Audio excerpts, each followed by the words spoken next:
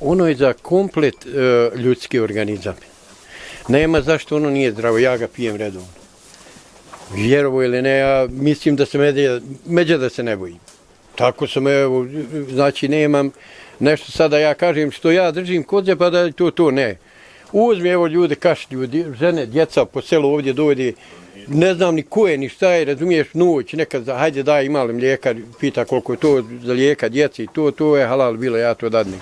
Halal bilo, znači nema tu priče. Kad je za lijeka, to je halal sve.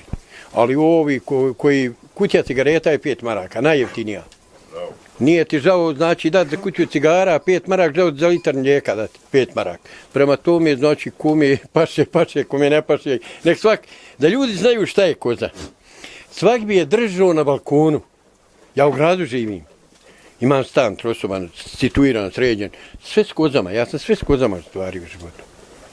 Sve s kozama, imam ja radnu penziju, razumiješ, elhamdulillah, to kažem, to je mimo, ali koza je koza, ljudi mogu da pričaju, ja da sad imam 20 godina, ništa drugo ne bi se opredijelio, samo koza. I držao bi 200-300 komada, još bi 2-3 radnika sebi nabavio i da rade, dobre plate, da ovo stimulicu ljuda, da rade, izvoli bujrum. To je to.